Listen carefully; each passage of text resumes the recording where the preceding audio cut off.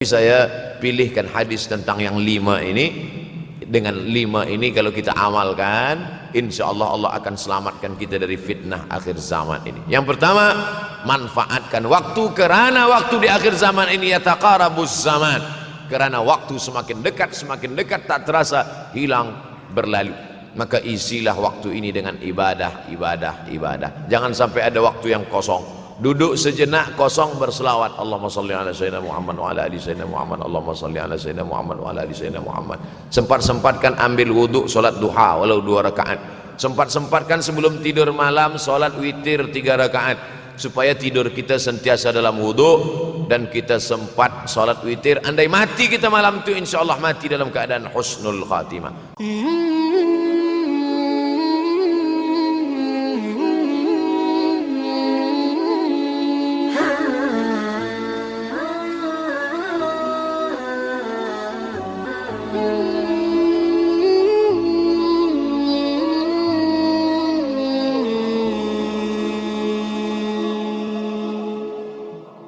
Membaca, menghafaz 10 ayat di awal surah Al-Kahfi.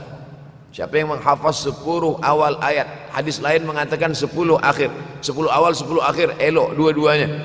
Tapi Masya Allah, tabarakallah, anak-anak kita yang pakai jubah, pakai sorban putih ini, daripada tahfiz Quran, mereka tidak hanya menghafaz 10 awal 10 ujung, dari awal sampai ujung dia hafaz 30 juzuk dia hafaz. Mudah-mudahan anak-anak kita penghafaz Al-Quran. Allahumma ja'al abna'ana wa banatina min huffazil Quran wal hafizan. Jadikan anak-anak kami menjadi para penghafaz Al-Quran ya Allah, supaya selamat dia daripada fitnah Al-Masih Ad-Dajjal. Tapi saya pilihkan hadis tentang yang 5 ini. Dengan 5 ini kalau kita amalkan, insya Allah Allah akan selamatkan kita dari fitnah akhir zaman ini. Yang pertama, manfaatkan waktu, kerana waktu di akhir zaman ini yataqarabuz zaman, kerana waktu semakin dekat tak terasa hilang berlalu. Maka isilah waktu ini dengan ibadah. Jangan sampai ada waktu yang kosong. Duduk sejenak kosong berselawat, Allahumma salli ala sayyidina Muhammad wa ala ali sayyidina Muhammad, Allahumma salli ala sayyidina Muhammad wa ala ali sayyidina Muhammad. Sempat-sempatkan ambil wudhu, solat duha walau 2 rakaat. Sempat-sempatkan sebelum tidur malam solat witir 3 rakaat, supaya tidur kita sentiasa dalam wudhu dan kita sempat solat witir. Andai mati kita malam itu, insya Allah mati dalam keadaan husnul khatimah. Usolli sunnatal witri 3 rakaatin lillahi ta'ala. Nanti malam jaga tidak witir lagi, hanya tahajud saja. Sempat-sempatkan solat tahajud. Elok amat sangat baik solat wudhu 2 rakaat. Usolli sunnatal wudhu rakaatain lillahi ta'ala. Selepas solat wudhu solat sunat taubat, solat sunat taubat rakaatain lillahi ta'ala. Selepas solat sunat taubat solat sunat hajat, solat sunat al-hajat. Selepas itu barulah solat sunat tahajud 8 rakaat. Nak tambah lagi 10, 12, 14 elok, tak salah, karena dia tiada batasan. Adakah sahabat Nabi yang melakukan ini? Ada. Qatadah bin Nu'man dari selepas Isya sampai azan subuh. Imam Ahmad bin Hanbal dari selepas Isya sampai azan subuh. Bahkan mereka mengkhatamkan Al-Quran dalam tahajud mereka. Maka bahkan ada imam yang disebut dengan As-Sajjad, kerana banyak sujud kepada Allah Subhanahu wa ta'ala. Kerana akhir zaman ini godaan begitu besar. Dulu orang tengah malam tahajud, jam 2 malam, jam 3 malam dia bangun, kerana dia membaca hadis sab'atun yudhilluhumullah. Ada 7 golongan yang mendapatkan naungan Allah, yauma la dhilla illa dhilluh. Hari itu tak ada naungan kecuali naungan Allah. Rajulun, ada seseorang, zakarallah, dia berzikir mengingat Allah, khalian, di tengah malam tak ada manusia, fafadat ainahu, menetes air matanya. Maka yang pertama ini, jangan sampai kita kehilangan waktu, kerana waktu, al-waktu kasaif, waktu ini seperti pedang. Illam taqta'hu qata'aka, kalau tidak kau patahkan dia. Kalau kau dapat pedang, patahkan. Sebab kalau tidak kau patahkan, dia yang akan memotong engkau, mematahkan tulang-tulang engkau.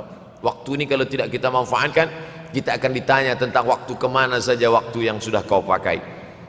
Inna sam'a, pendengaran, wal basar, penglihatan, wal fuad, hati, kullu ulaika kana anhu mas'ula. Semua akan disoal, semua akan diminta tanggung jawab di hadapan Allah. Kemana waktu yang sudah aku bagi dulu engkau pakai? Yang pertama nanti ditanya, la tazulu qadama 'abdin yaumal qiyamah. Kaki anak Adam tidak akan bergeser, tidak akan beralih dari tempat tegaknya pada hari kiamat hatta yus'al, sampai dia disoal, sampai dia ditanya. La tus'alunna yawma idzin 'anin na'im. Banyak yang akan ditanya nanti, tapi Nabi bagi tahu di antara yang akan ditanya dari sekian banyak nikmat itu 4. Yang pertama, an umrihi fima afnah. Umur kemana engkau habiskan? Hari ini ada anak-anak muda belia umurnya 17 tahun. 17 tahun habis menghafaz Al-Quran. 17 tahun habis iktikaf dalam masjid. 17 tahun habis berzikir, berjubah, bersorban, mengabdikan ilmu, berkhidmat kepada ulama. 17 tahun habis. Tapi ada pula yang dibalik, 71 tahun habis. Rumah, office, kopi, rumah, office, kopi, rumah, office, kopi, batuk, mati, habis. Apa yang dapat kita bawa menghadap Allah SWT? Yang pertama, yataqarabuz zaman. Yang kedua adalah wa yanqusul ilmu. Ilmu semakin berkurang. Kalau sudah ilmu berkurang, apa yang bertambah? Jahil. Kalau ilmu bertambah, jahil berkurang. Kalau ilmu berkurang, jahil bertambah. Mana ada orang jahil cakapnya didengar orang?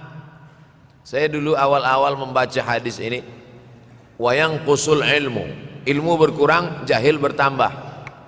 Rasanya tak mungkin, tak logik, tak masuk akal. Mana ada orang tak berilmu cakap dia didengar? Sekarang baru saya faham. Dulu orang tak berilmu ditinggalkan orang. Sekarang orang tak berilmu asal dia pandai berbicara, dia akan didengar orang. Bahkan orang jahil pula punya channel. Apa namanya? Jahil.com.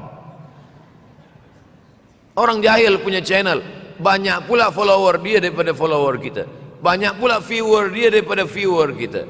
Sebab apa?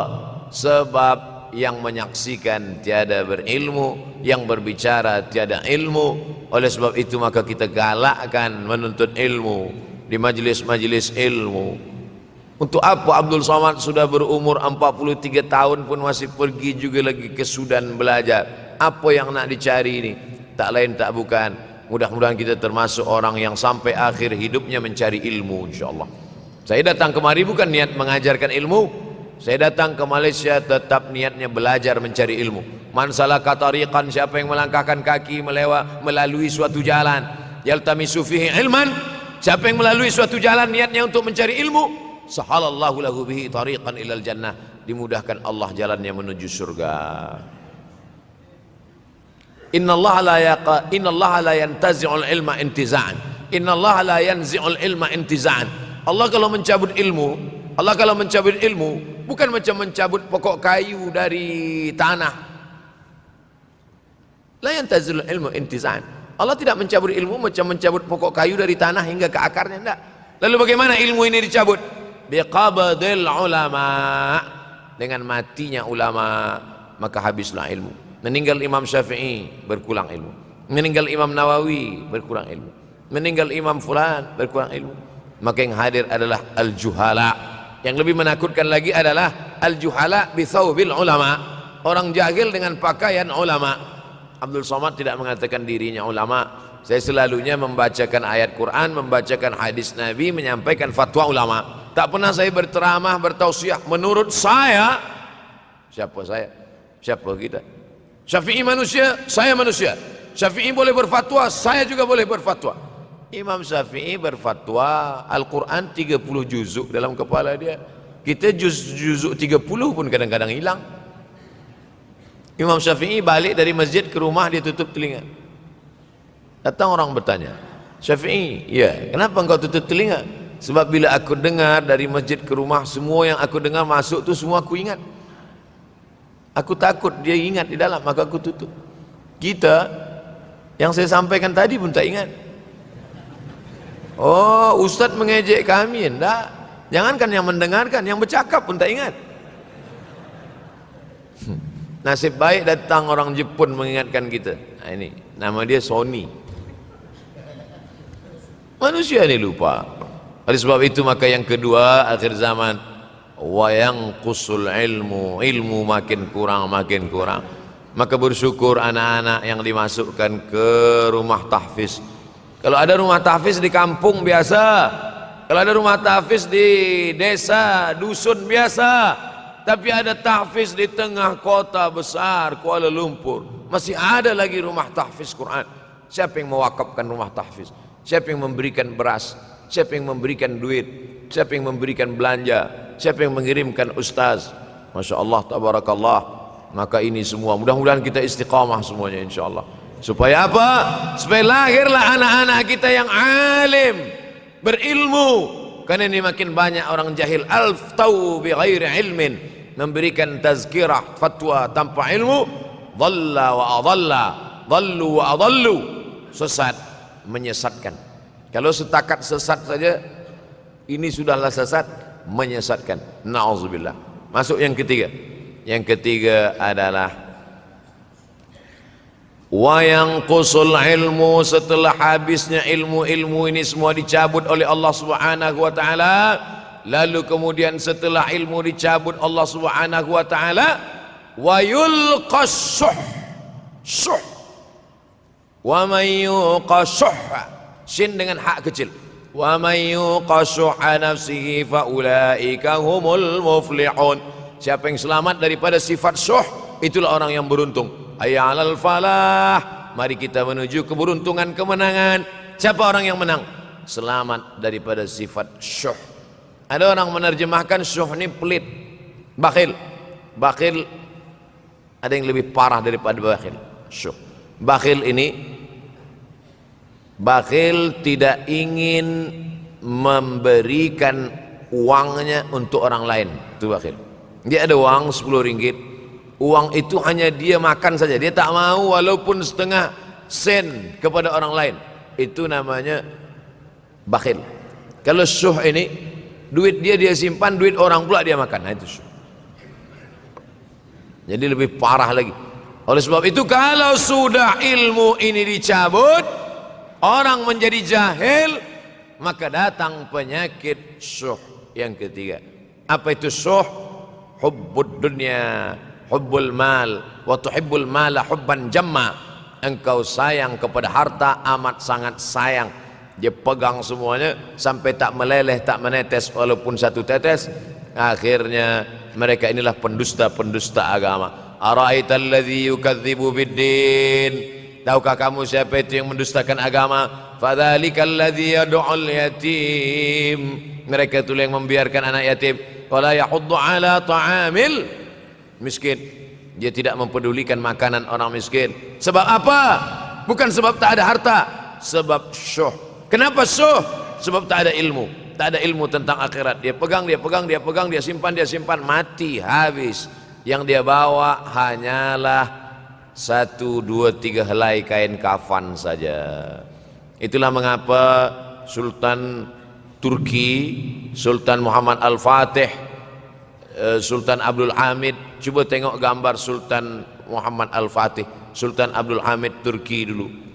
Sorban dia besar-besar. Saya dulu terkejut, lama saya tengok, kenapa sorban orang Turki ini besar-besar. Lama-lama saya baca, rupanya sorban orang Turki itu kain kafan. Tuan-tuan balik dari sini beli kain kafan 2 meter, ikatkan kepala, bawa semayang supaya ingat mati. Bolehkah menyiapkan kain kafan? Baca kitab Tambihul Mughtarrin, peringatan bagi orang-orang yang tertipu. Di situ ditunjukkan banyak ulama, bahkan mereka menggali tanah di dalam rumahnya. Malam-malam dia tahajud, selepas tahajud dia duduk di dalam tanah itu supaya terasa bagaimana rasanya mati. Gali tanah 2 meter, masuk ke dalam. Tapi kalau nak buat itu kita saja dengan Allah. Jangan pula, banyak juga orang sekarang udah gali tanah masuk ke dalam, streaming pula. Hai guys, nak rasakan mata? Mana boleh terasa? Kita saja masuk ke dalam, rasakan macam mana rasa. Sebab kalau cakap saja, marilah kita ingat mati, takutlah kita pada mati, kita tak tahu bagaimana rasa mati. Kalau nak merasakan bagaimana rasa mati, nanti kalau ada orang mati meninggal dunia, masuk kita ke dalam, kita sambut jenazah, kita letakkan, kita duduk, rasakan. Ketika Fatimah meninggal, Fatimah emak Sayyidina Ali meninggal, Nabi masuk ke liang lahat. Masuk Nabi ke liang lahat, Nabi berdoa di dalam. Ketika Utsman bin Affan meninggal, Nabi masuk ke dalam. Nabi pegang jenazah Utsman bin Maz'un, meleleh air mata Nabi turun ke misai, turun ke janggutnya, turun menetes sampai ke bawah. Merasakan bagaimana rasanya di dalam. Dulu saya pernah berjumpa dengan seorang pemuda, telinga dia pakai anting subang. Lalu kemudian saya tengok banyak tato dia. Saya tanya, macam mana cerita awak bertaubat dulu? Mak saya meninggal, Ustaz Abdul Somad. Lepas tu saya tegak di tepi kubur. Macam ada yang menolak saya dari belakang, masuk saya ke dalam. Masa masuk itulah terasa sejuk di kaki, datang rasa takut saya. Makanya kalau ada orang yang sudah kita bagi tazkirah, bagi nasihat tak juga, nanti ada orang meninggal, bawa dia agak dekat, senggolkan sikit, jatuh. Gitu caranya supaya kita terasa mati ini, supaya apa? Hilangkan penyakit syuh, cinta harta, takut mati, dan membuat kita menjadi bakhil, pelit. Na'udzubillah. Yang keempat, wa tazharul fitan. Ini yang terkait dengan tajuk kita yang keempat. Wa tazharul fitan. Banyaklah fitnah, siksa.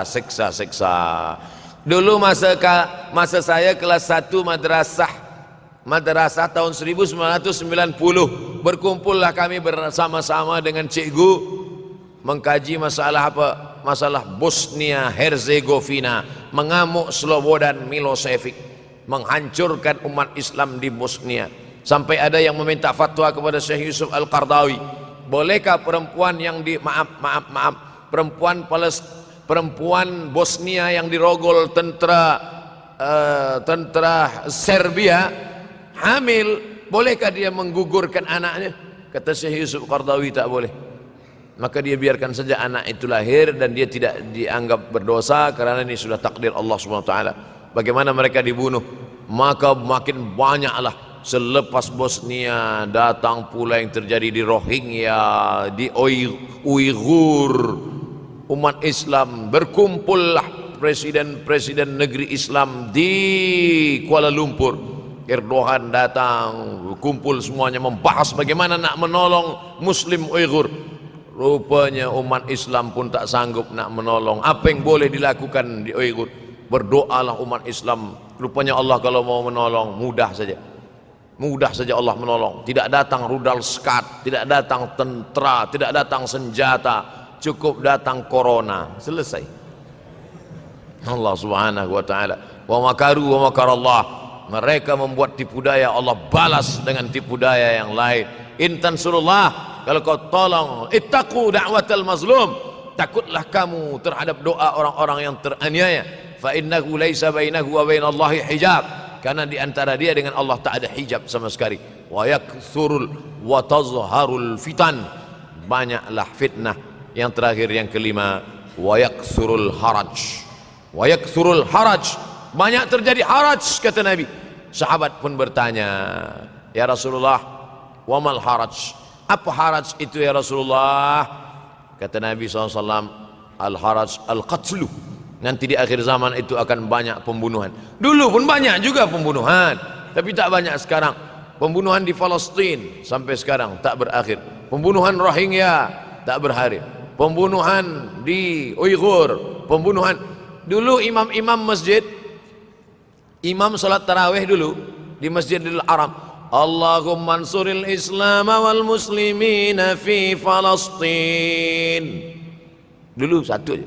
Selepas itu bertambah, Allahumma ansuril Islam wal muslimina fi Palestin wa Suriah. Selepas itu bertambah lagi, Allahumma ansuril Islam wal muslimina fi Palestin wa Suriah wal Yaman. Selepas itu bertambah wa Uighur wa, akhirnya wa fi kulli makan. Semakin bertambah. Oleh sebab itu maka ini di antara fitnah akhir zaman. Man lam yahtam bi amril muslimin falaysa minhum. Selepas kita kaji hadis ini, apa tujuan kita? Tujuan kita semakin menguatkan keyakinan, banyak-banyak beribadah, nasihatkan anak menantu, sahabat, jiran, tetangga supaya semakin istiqamah menjalankan syariat, rajin-rajin solat berjamaah, banyak-banyak berzikir, khatamkan Al-Quran, banyak-banyak berinfak, banyak-banyak bersedekah. Andai mati kita, insya Allah mati dalam keadaan husnul khatimah. Saya dimaklumkan bagi tazkirah 40 menit saja.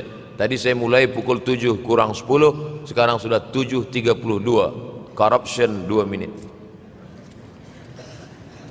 Ustadz, ada seorang pakcik datang kepada saya. Dia suruh saya simpan duit dia. Alhamdulillah. Dia cakap nanti ada masa dia datang ambil. Tapi sampai sekarang sudah 1 tahun pakcik itu tak sampai duit dia banyak. Yang saya nak tanya, bagaimana saya nak pulangkan duit dia sementara saya tak tahu nama dia dan dia ahli keluarga dia di mana. Akan datang, mana tahu datang lagi pakcik macam ni juga. Mana tahu macam ini, bukan dia, tapi macam ini datang, tanyalah nama dia, nombor telefon, IC anak dia. Tapi rasa-rasanya saya dah 43 tahun belum jumpa dengan pakcik macam ni lagi.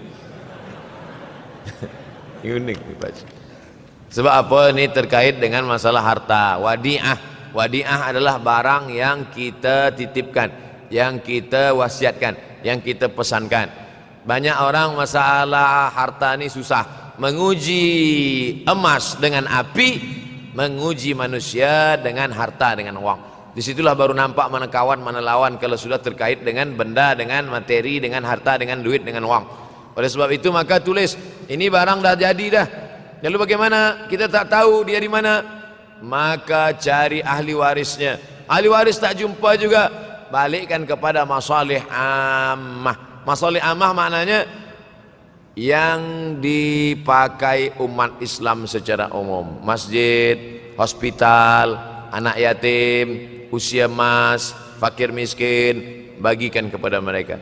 Bila kita ada pinjam uang orang, selepas 10-15 tahun kita nak bayar, kita tak tahu dia di mana. Anak cucunya pun sudah tak ada. Awak dah cari dia? Sudah Ustaz.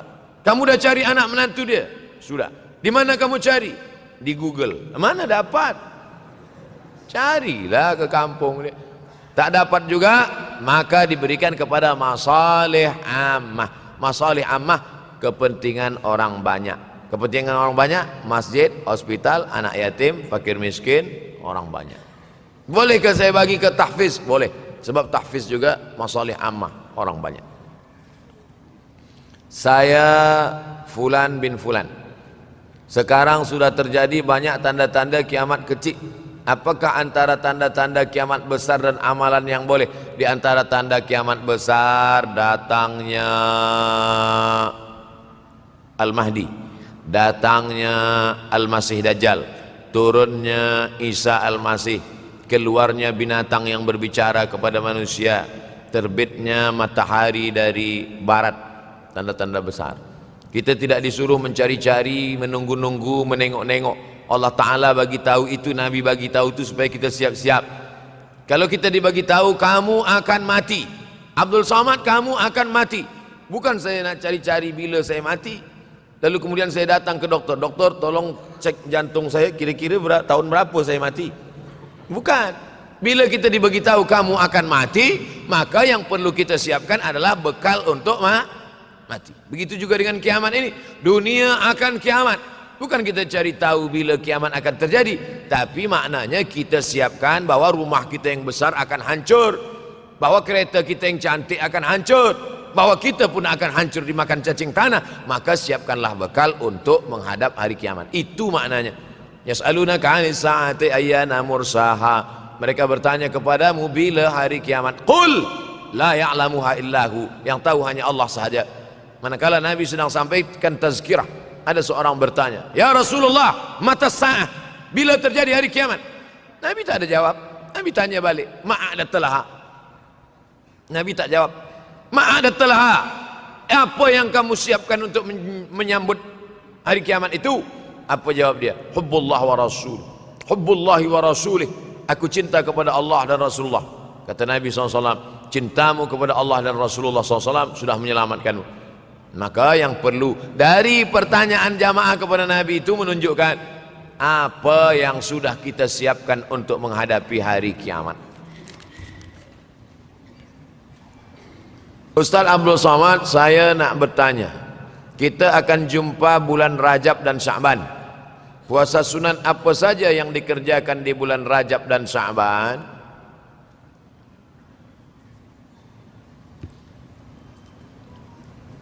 Dalam hadis dikatakan salasun mutawaliyatun.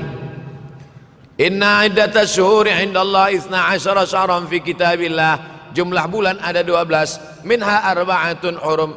Syukran, jazakallahu khairan, ahsanallahu ilaikum. Minha arba'atun hurum, ada 4 bulan haram. 4 bulan haram maknanya 4 bulan mulia kita disuruh beribadah. Ibadah yang paling elok adalah puasa sunat. Apa 4 bulan haram itu? Salasun mutawaliyatun, 3 bulan berterusan, 3 bulan. Muharram, Zulqa'dah, Zulhijjah, Muharram. Wa baina Jumada wa Sya'ban, ada 1 bulan bersendirian. Dia terletak antara bulan Jumada dan Sya'ban. Itulah dia bulan Rajab. Jadi nanti kalau ada orang banyak berpuasa bulan Rajab, apa dalil awak puasa bulan Rajab? Karena bulan haram. Bulan haram bulan mulia. Di bulan mulia paling bagus beramal yang mulia. Apa amal yang mulia? Puasa sunat. Bulan Sya'ban, Nabi paling banyak puasa selepas Ramadan adalah Sya'ban. Jadi kalau kita buat yang paling tinggi adalah Ramadan. Di bawah Ramadan, Sya'ban. Di bawah Sya'ban, bulan haram. Paling tinggi Ramadan. Di bawah Ramadan, Sya'ban. Di bawah Sya'ban, itulah dia bulan haram. Muharram, Zulqa'dah, Zulhijjah, Rajab. Nah, inilah puasa-puasa sunat. Sampai-sampai puasa bulan Sya'ban itu, apa kata Aisyah radhiyallahu anha? Karena Rasulullah SAW yasumu Sya'ban kullahu. Nabi pernah melaksanakan puasa bulan Sya'ban itu kullahu. Tapi bukan tiap-tiap tahun. Bukan maknanya tiap tahun Nabi bulan puasa Sya'ban itu full 1 bulan, tidak. Makna kullahu mu'azzamahu, sebagian besarnya. Makna kullahu pernah 1 bulan Sya'ban dia puasa full, tapi tidak tiap tahun. Oleh sebab itu banyak-banyak puasa sunat ini elok. Banyak sekarang orang puasa tapi bukan lillahi ta'ala. Puasa nawaitu shauma ghadin, diet. Niatnya takkan Allah. Berniat puasa karena Allah, dietnya dapat. Berniat diet, Allah tak dapat. Oleh sebab itu maka luruskan niat. Innamal a'malu binniat. Apa doa untuk lembutkan hati seorang lelaki yang kita sayangi? Salat sunat hajat. Usolli sunnatal hajat. Hajatnya apa? Dalam hati. Jangan cakapkan di situ. Usolli sunnatal hajat, nak lembutkan hati si fulan. Sembayangnya di masjid pula, dengar kawan sebelah, siapa kata dia? Dalam hati. Allahu Akbar. Selepas itu di sujud terakhir, aqrabu ma yakunul 'abdu min rabbih wa huwa sajid. Seorang hamba paling dekat dengan Allah manakala dia bersujud. Di sujud terakhir itulah doakan. Ya Allah, lembutkanlah hati si fulan, ya muqallibal qulub. Bolehkah kita berdoa menyebut nama? Boleh. Ada hadis Nabi doa menyebut nama? Ada. Allahumma a'izzal islama bi Umarain. Ya Allah, kuatkan Islam ini dengan 2 Umar, Umar bin Khattab dan Umar bin Hisham. Boleh. Nabi ada menyebut nama. Oleh sebab itu maka doa. Pertama dengan solat hajat. Yang kedua dengan membaca Yasin. Kata Imam Ibnu Katsir, la tuqra'u fi amrin asirin illa yassarahu Allah. Kalau dibacakan pada perkara yang susah, maka Allah mudahkan. Yasin dibacakan pada perkara yang susah, Allah mudahkan. Ada orang yang susah mati, dibacakan Yasin, cepat dia mati. Yassarahullah, dimudahkan Allah Subhanahu wa taala. Maka dibacakan dia. Selepas membaca surah Yasin itu membaca doa, Allahumma inni as'aluka bihaqqi Yasin. Aku memohon kepada engkau dengan kemuliaan surat Yasin ini, tunaikanlah hajatku. Sebutkan apa hajat. Last.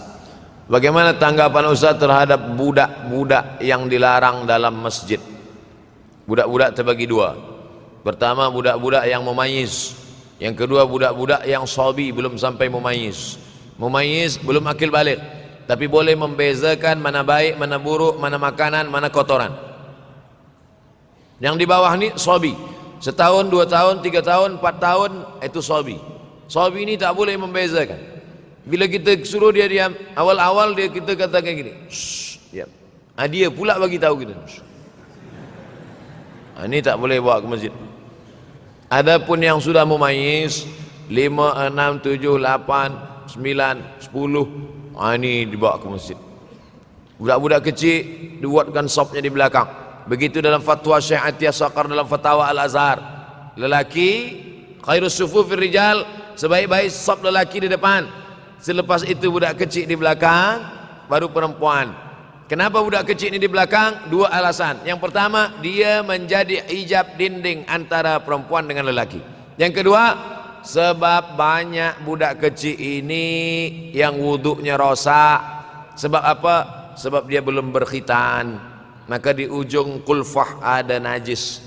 Maka kalau dia diletakkan di saf, dia boleh memutus saf. Kenapa masa di Makkah tu banyak budak-budak kecil salat di samping ayahnya? Tak sama budak kecil di sana, budak kecil sini. Budak kecil sana 7 hari khitan. Tempat kita tak tahu di Malaysia. Tempat kami di Sumatera pun beza dengan di Jawa. Di Jawa budak kecil khitan. Kami di Sumatera budak kecil macam cuti sekolah umur 10 tahun baru khitan.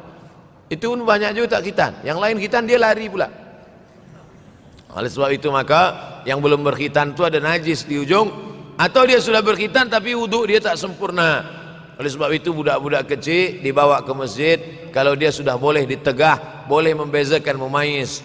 Budak kecil ini dibagi 3. Yang pertama sabi, belum boleh membezakan mana elok mana tak elok. Selepas itu memayis, sudah boleh membezakan mana elok tak elok, tapi belum lagi akil balik.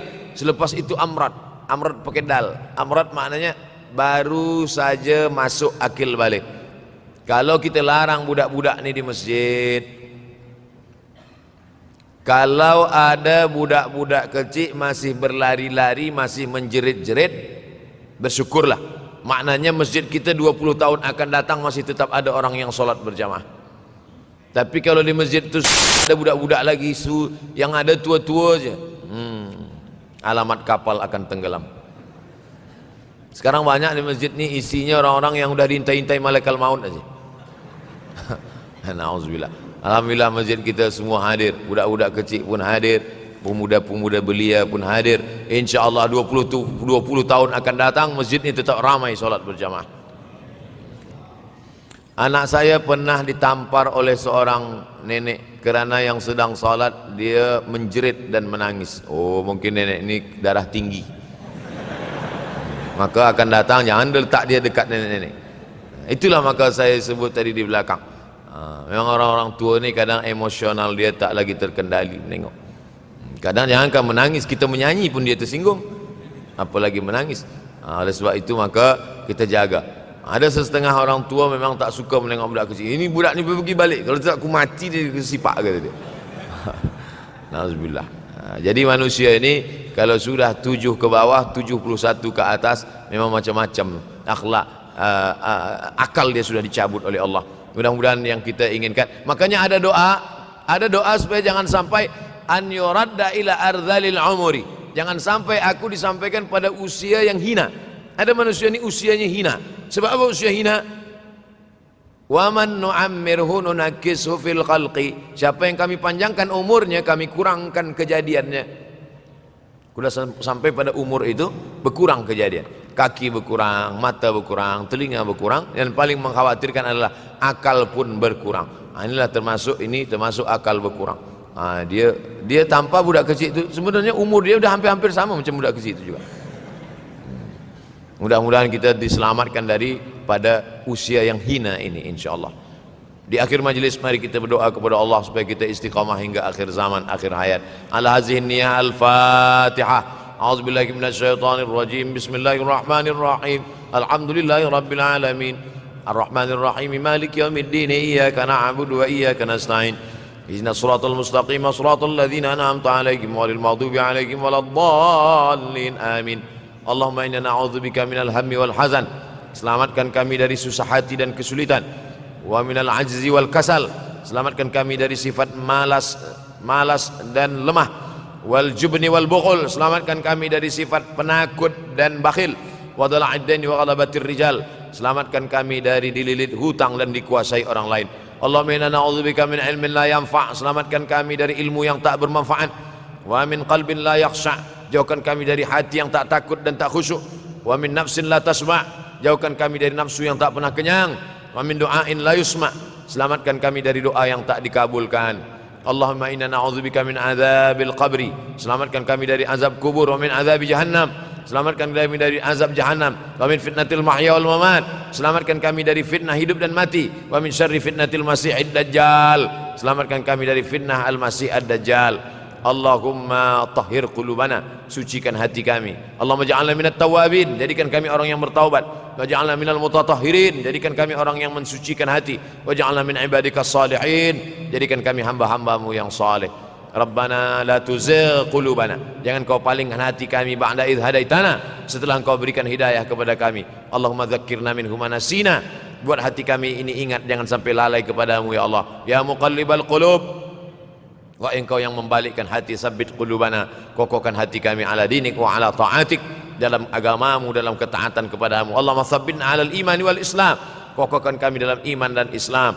Allahumma ja'alna minal ladzina yastami'una al-qawla fayattabi'una ahsanah, jadikan kami orang-orang yang mendengarkan nasihat yang baik lalu merubahnya menjadi amal yang baik. Rabbana atina fid dunya hasanatan wa fil akhirati hasanatan wa qina adzabannar.